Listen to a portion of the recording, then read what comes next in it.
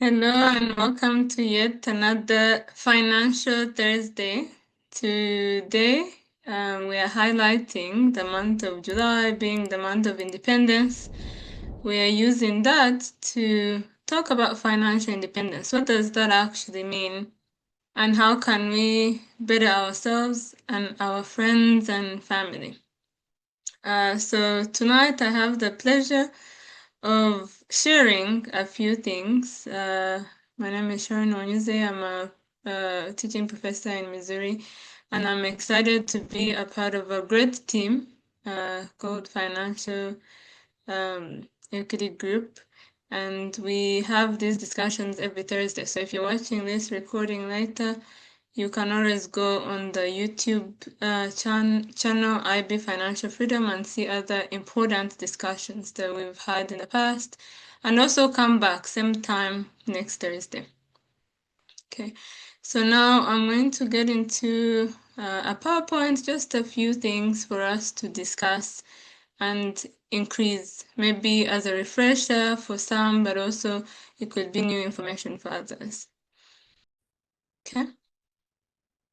So the title of my talk is Financial Independence, Your Greatest Investment in Freedom. So again, we hear this word freedom a lot, and it can mean different things, but our focus tonight is financial independence, regardless of where you are in life and how much you make, your status, everything. We can all get better in being more financially independent. I don't think there's somebody who ever gets where they're like, oh, I have made it completely and I no longer need any more knowledge or improvement. So education is a life journey, and that's why we are here tonight. Okay, so during this talk, I'll touch on just definition for financial freedom, and also why planning matters, some protection strategies, some theories and practices on practical things towards building wealth, and also retirement planning, as well as legacy planning, and some action steps that we can take today if we are not already practicing them. Okay. So let's start with definitions. As it's always great to start at a similar base, so not make any assumptions. So it's good to always, refresh or even define what exactly we mean by a term that we're going to keep using. So here, financial freedom, I'm talking about freedom from financial stress. What would be a state that a person can be in where they don't have to worry about finances on a day-to-day basis? And how can we make better choices? So the ability to make better financial choices, okay, is the second one. And the third one is having confidence in your future, specifically in how you're going to survive, right? And your well-being. And the fourth, last but not least here, is security for your family. So if you have a family, how will you make sure that they're well taken care of, whether you're around or not? And if you're even a single person, if let's say you have some assets like a home, a car, what are ways that you can protect yourself just in case something happens to you, like you get an illness or you're not able to work anymore? Oh, God forbid you pass. Okay, so let's dive deeper into your income. So most of us, the primary way that we make money is by working, right? So the other way is maybe if you inherit it or if you win a lottery, something like that. The majority of people, it's by working. So when you work and you get paid, how are you managing that money? How am I managing that money? Am I making some smart decisions to stretch that income? Okay, so a few ways that we can protect our income is by making sure we protect the person making the money, right? So the individual. If if there's an illness, or if there's an accident, or if there's a problem that would make a person not to be able to go to work, that means their income is not coming in. So it's very important to protect the life of, to protect our lives, because without protecting ourselves, we are not going to be able to bring in that income. The second thing is to always have some emergency funds. Even though the income could be steady and it's taking care of our basic needs, we never know, like there may be a sudden, like maybe a storm may come and the tree falls on the house, or like it falls on the car, or suddenly a person was going to work and they slide and fall. So emergencies are part of life, so it's important to do our best to save and put a little bit away for emergencies. And risk management. So risk management here could be looking at our assets and seeing, okay, what are some that pose higher risks, or what are some things that I'm involving in that are risky, right? So we just talked about, let's say, a lottery being one of the ways that some people may earn income, but that's gambling is a risk. There's a risk of addiction, there's a risk of just losing a lot to gain a little. So it's important to balance things in life so that we are not putting ourselves in a lot of unnecessary risk. The other one, the fourth here, is proper planning, right? So that's why we are here tonight, to learn about better ways that we can protect our income so that it can go further than it could have gone without this knowledge. Without knowledge, we can perish, or we are short of how much we're able to achieve with more knowledge and skills. But knowledge is useless if we don't apply it, right? So whenever we learn something useful, it can only benefit us if we put it into action. So I like this chart. This is a chart by Financial Equity Group that shows 5 steps to building wealth. So the bottom here is the basics, right? So most people belong in the bottom, where the cash flow, there's some cash flow maybe from a job, and then it's taking care of the basic needs like food, housing, transportation, and daily expenses. But the goal is to get from the bottom to the top, okay? And the more you get to the top, the more you have less worry about daily needs. Now you're thinking about your children's children, okay? So, but in order to get to the top, you have to go stepwise, right? So life, we rarely jump, but it's an improvement if we're able to move from one step to another. Okay, so how do we move from basic needs and the simple cash flow to more of a financial safety? So this is where, if you at least add an emergency fund, okay, that can move you from living day to day to being able to support yourself for 2-3 months if something were to happen. Okay. The other second important item here that moves us from being in the bottom to the next tier up is having insurance. So this could include your basic ones, health, but even more important would be the life insurance, because the life insurance protects you. Now it's important to make a clarification here. Health insurance, let's say a person can ask, okay, if I already have health insurance, why do I really need life insurance? Okay. So I'm going to get into that later, but life insurance also has certain types. Okay, so there's a type, the best type would be the indexed universal life insurance, where you're not only saving money that would come into play if you had a serious illness or incapacitation like a chronic illness, terminal illness, but also just not being able to perform normal activities. Okay, like let's say you have an illness, the symptoms go away, but they leave you with not being able to feed yourself, to take yourself to the restroom, all of that. It takes care of that, plus also a death benefit in case something happens, something that would stay for your family. Another more important aspect, my favorite thing about that type of index universal life insurance is that it has a savings aspect.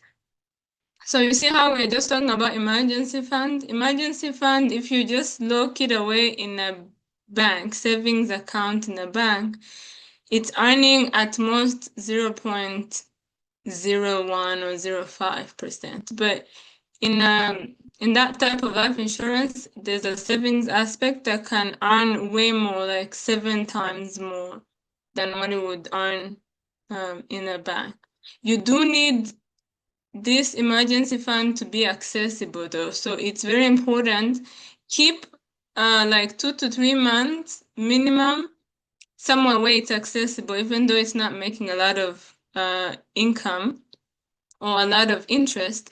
And then if you have a spare of 1 month or 2 months or an extra 3 months, this is money that you can then budget to put into that index universal life insurance so that it can build you money, and ultimately you get to this third tier of accumulating wealth. So this is where you're now investing and saving for retirement, and later on using that saved money to pay your debt. And ultimately, once you've been doing that long enough, it does have those components for long-term care.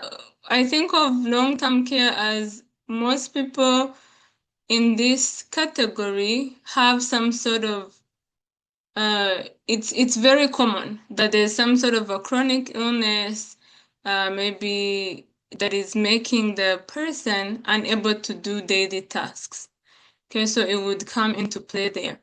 And it definitely gives you some retirement savings because this money has been growing over time. And you can use those savings to pay for your children's education, take vacations, and even later on, when the life is over, you can budget that money for your grandchildren. So where you're now thinking about legacy.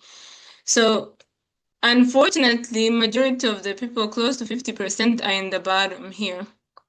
But we need to at least do our best to keep climbing the stairs. And that's why we're here today, to learn about ways to make the most of what we've been given or what we afford. The wealthiest people are not the people who make the most money. They're the people who can save and make their money make more money, multiply, who can multiply the already existing money to make way more.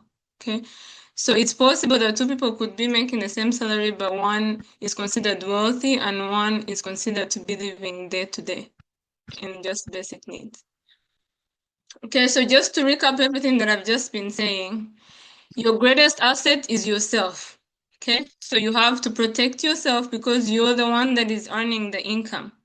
Okay, and once you protect yourself now, so by having at least some sort of a life insurance, you can then start finding ways to protect your valuable assets. Like if you have a home, if you have, you know, land, things like that. Okay. And certain financial tools, like that one that we're just talking about, the index universal life insurance, has a compounding growth aspect to it.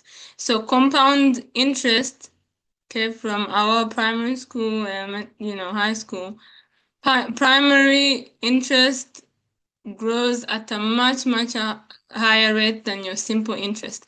Most of our banks, the regular savings that we do in the bank, grows at a small simple interest rate. Okay, so it's important to put again your money where it multiplies the most.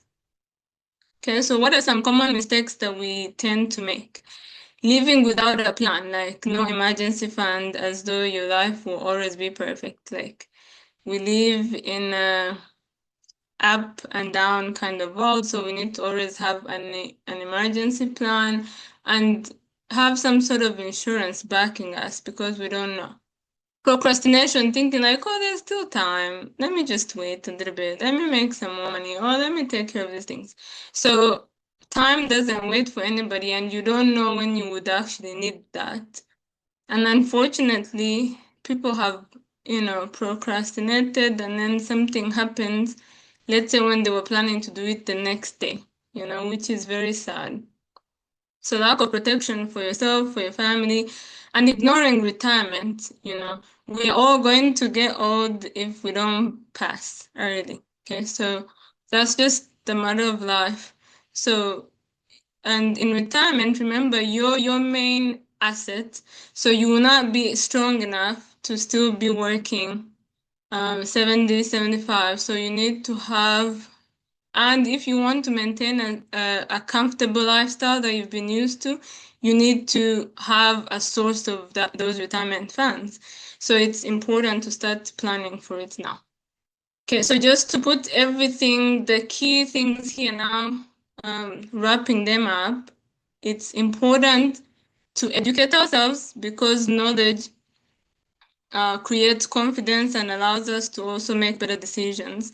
Retirement planning is important by basing off of the current income streams that we have to push them so that later on they may come, we may still live off of what we've made and protect our lifestyle so that now you don't have to live at like a tenth of how you were used to living. And more so, being able to be financially free that you can even think about leaving a legacy. Like, what am I going to leave for my children? You're not going to think about your grandchildren if, like, today is a struggle, you know?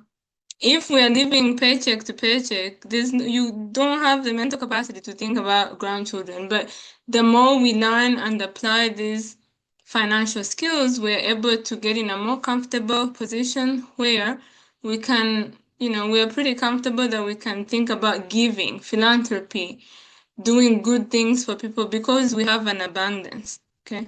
We are better givers and kinder people and more generous if we are taken care of. Okay, and that's the whole point. We build wealth so that we can give more.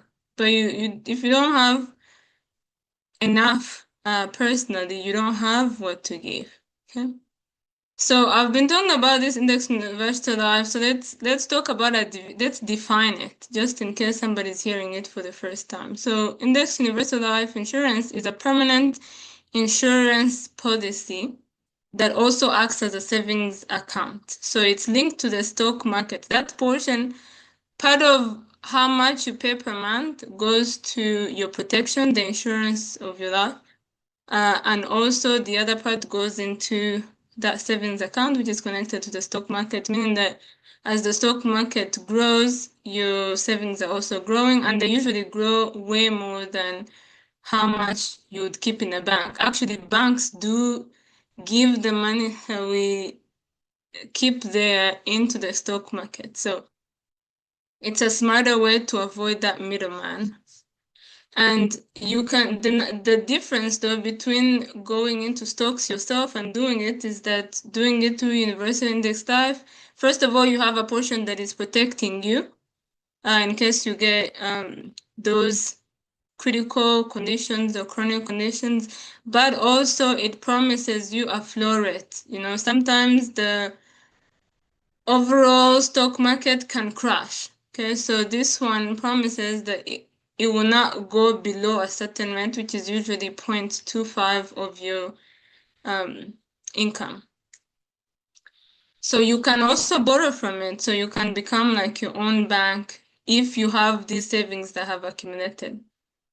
Okay, so then somebody may ask, why would I get this index universal life insurance instead of other savings types. So I've been talking about the bank savings account, but there's also a 401k, that we get for some jobs, for most jobs, apart from like self-employment.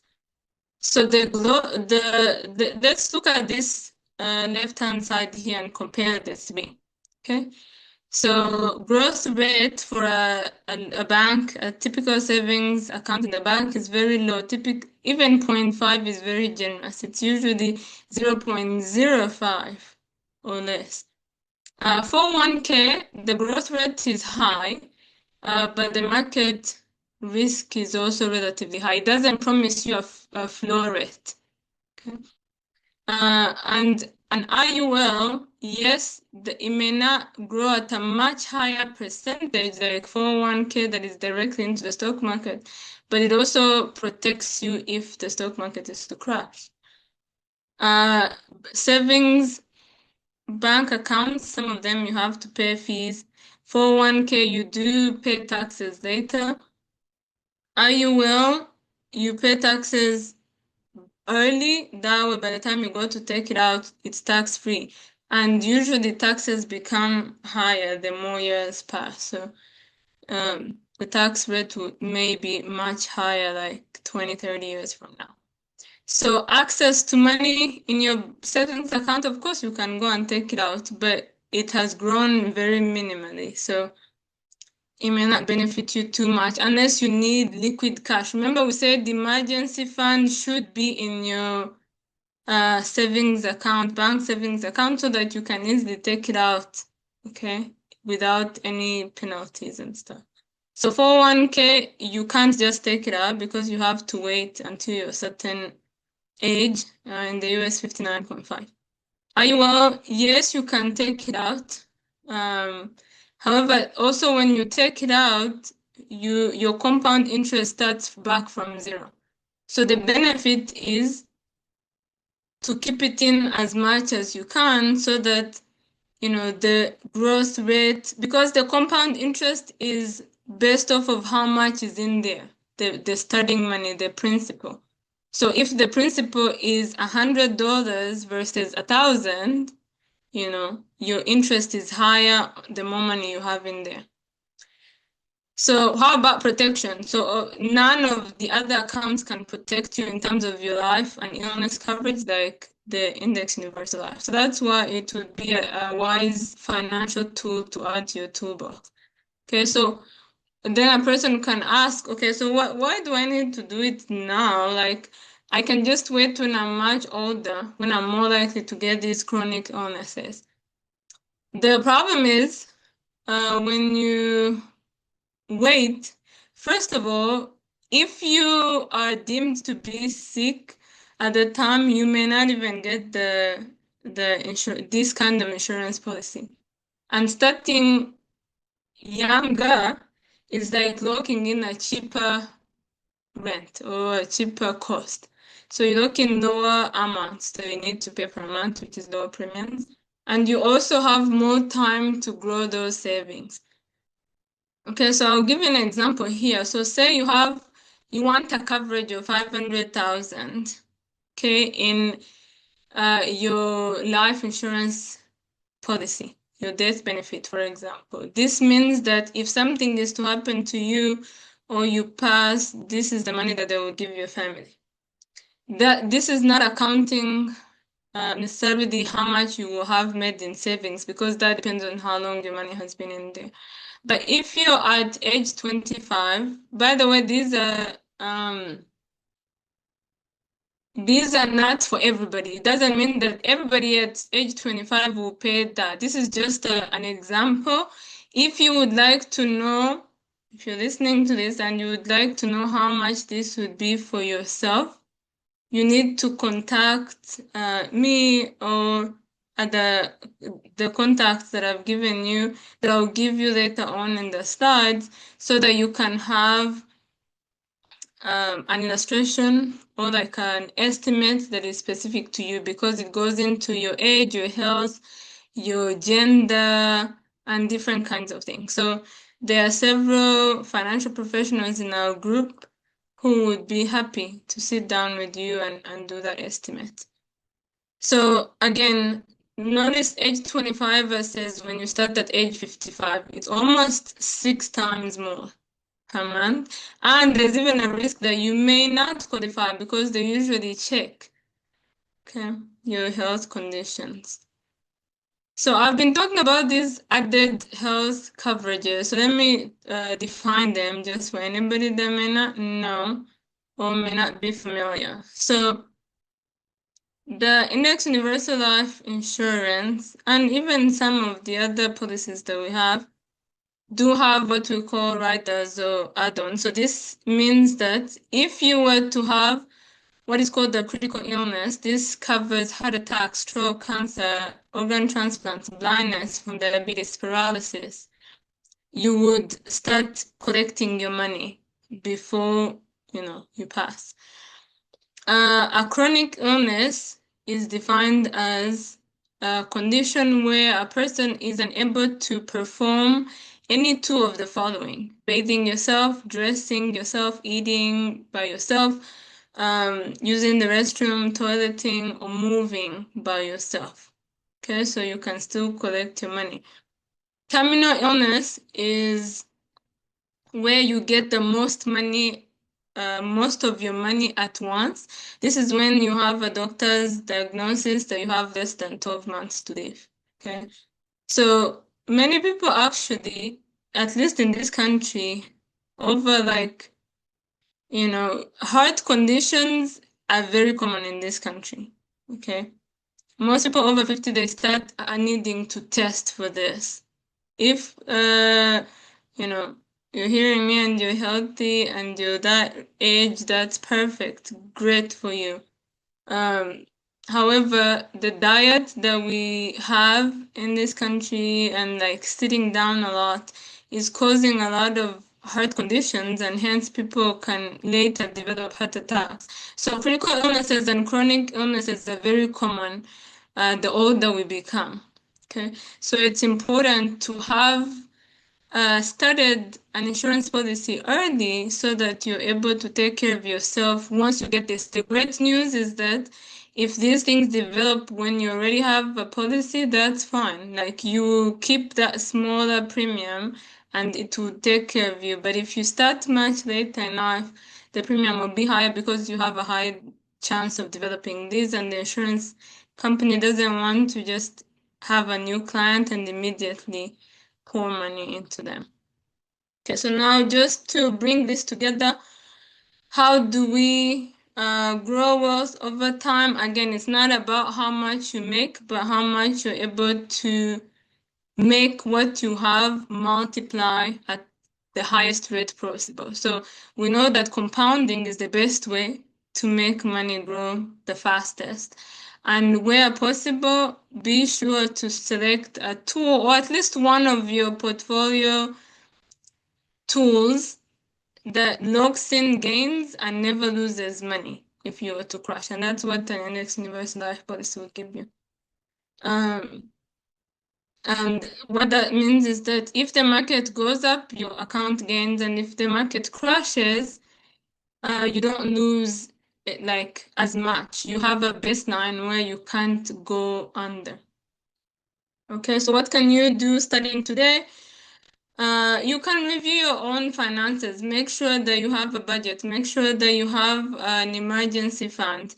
Call a financial professional and sit down with them. So that way you can look at ways to make your money multiply even more. Okay, so how can you make what you're saving to multiply even more? How can you protect your income by protecting yourself because you're the main income earner? And then how can you invest smart and ways to review regularly so that you're not just doing something and just leaving it there. Okay, so with that, I want to thank you for your attention, and I'm happy to take any questions.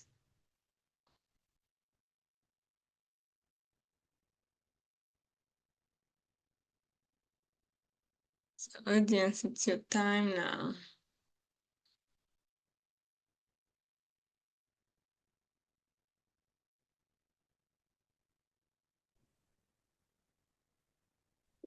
Dr. Sharon, thank you for the deep dive into the various tools. And I was intrigued by the financial house, starting from the bottom going up. That was a great illustration of what we need to go through. So you mentioned that financial independence requires an informed decision. From an insurance and asset protection standpoint, how do you see this risk management integration while also looking at the investment in the policy, including that,